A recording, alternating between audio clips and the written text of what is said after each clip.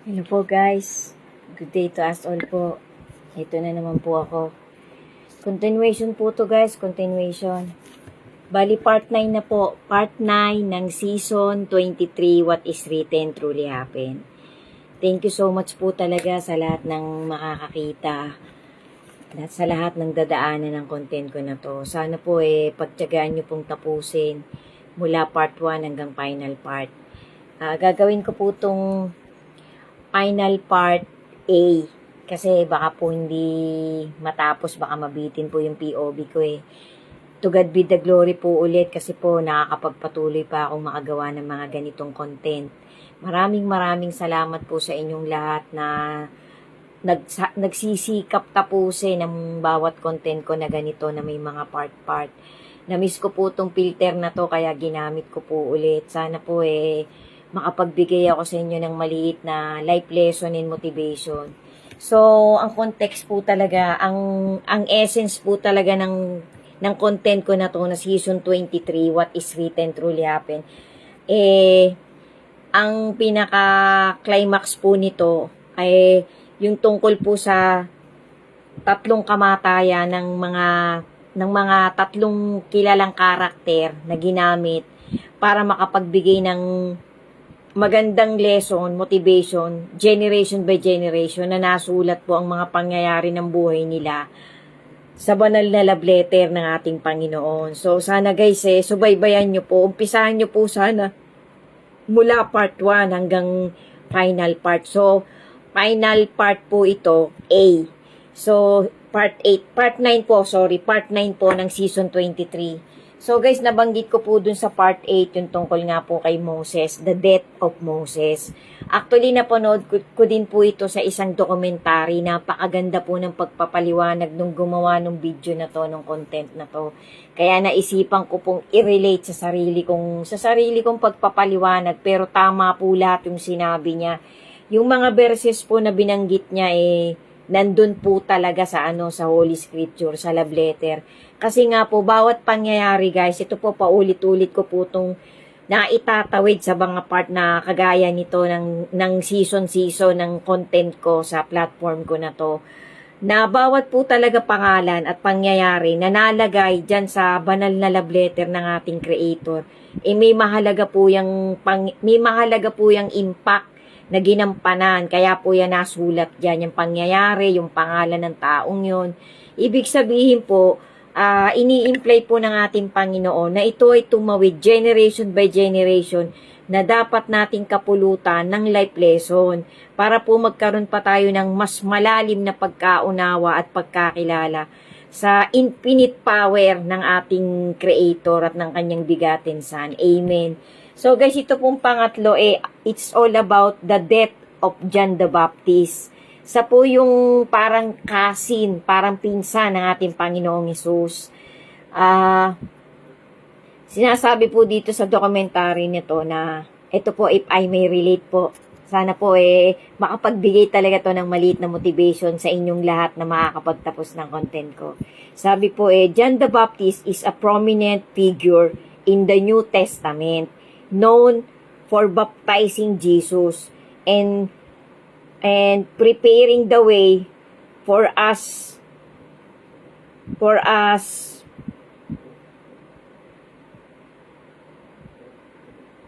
man in the history of Herod Antipas, the ruler of that time, had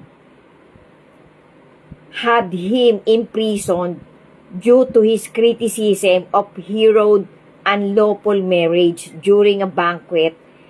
Herod's stepdaughter danced for him, and in return, he promised to grant her any request. Prompted by her mother, she requested the head of John the Baptist on a platter. Reluctantly, Herod ordered the execution, and John's head was brought to the girl. John the Baptist's death serves as a poignant example of the cause of speaking the truth and challenging those in power. So yan po yung pinakabuod ng kwento nung dokumentaring napanood ko na talagang tugmang-tugma po sa nakasulat sa New Testament ng pagkatao ni John the Baptist. Kasi si John the Baptist po, wala po siyang kagatul-gatul talagang magsasalita sa ng diretsahan kahit po nasa authority yung sasabihan niya, mga kawal. Tapos ito nga pong huli niyang sinabihan. Kasi dun po sa isang dokumentaring napanood ko na nagawan ko na rin po ng content, naka-to-do list ko pa po yan, yung parang impact po ng beatitudes ng ating bigatin sa ng ating Lord Jesus. Hindi ko pa po yan, nakapila pa po yan sa gagawin kong season ng What is Written Truly Happen. Abangan nyo po yan, nakapila po yan. Bali, hindi pa lang po kasi ko na natatapos yan kasi may mga nauna pong content na nauna kong i-upload eh. Sundan nyo po yan yung beatitudes of our Lord Jesus. Kasi may impact po yan, may mga ginawa pong kakaiba yung mga nakapakinig talaga ng sermon ng ating Panginoong Hesus sa isang particular place dyan po sa New Testament. So ito nga pong si John the Baptist, balik po tayo dito kay John the Baptist guys. Si John the Baptist po kasi bago po siya pumunta sa lugar na talagang naghahari si King Herodes nung panahon na yun, nung era na yun, nagpaalam po siya, nagkaroon po sila ng intimate na conversation ng kanyang pinsa na si ating Panginoong Lord Jesus. Sinabihan po siya ng ating Panginoon na huwag ka nang tumuloy, mag-iingat ka sa mga bibitawan mong salita. Kasi matapang po si John the Baptist eh. Pero alam din po ni John the Baptist na matatapos na yung preaching era niya eh, yung kanyang duration ng pagpipreach niya eh, ng lugar to lugar eh. Kasi nga po papalit na sa kanyang Panginoong Hesus eh. So, ang nangyari po, hindi po siya nagpapigil sa ating Panginoong Hesus. Talagang tinuligsa niya po yung hari.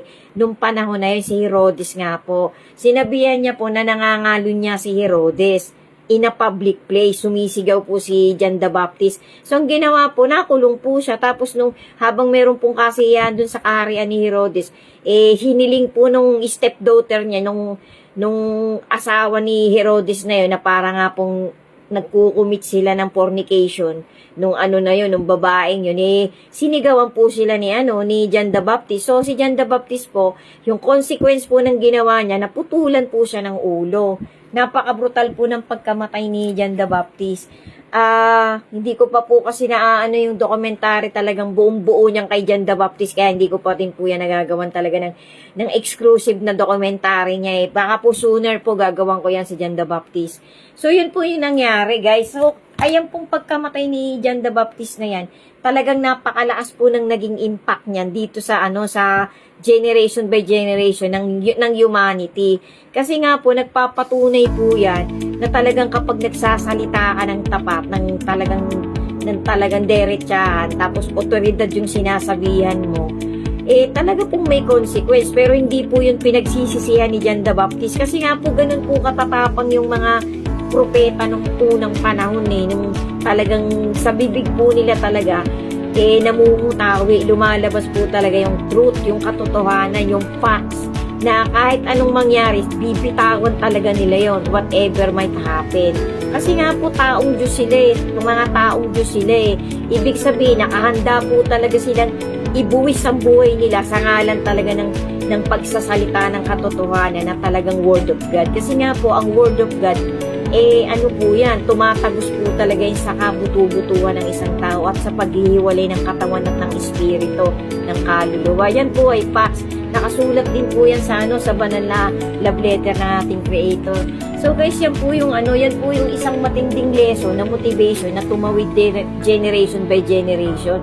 So kumbaga wala naman po talagang mali sa sinabi ni John the Baptist Kasi nga po, kailangan niya talagang ilabas yun para pumauntog din yung hari na talagang ginagawa niya hindi talaga tama. Kasi parang ang intindi ko po dun sa dokumentary na to, yung napangasawa po niya parang inagaw niya parang may asawa pong iba yung babaeng yun Ikaw mo hari siya, ginagamit niya po yung power niya, mali po talaga. So yun po yung lesson. So guys, sana nga po talaga nakapagtawid ako sa inyo ng isang malinaw na life lesson na talagang ang nagbitaw po talaga ay tao ng Diyos. Sundan nyo pa po guys, may kaunti pa pong POV na duktong. Thank you so much po sa inyong lahat na nagtapos ng content ko na to, ng season ko na to. God bless us all po, and to God be the glory po. Amen.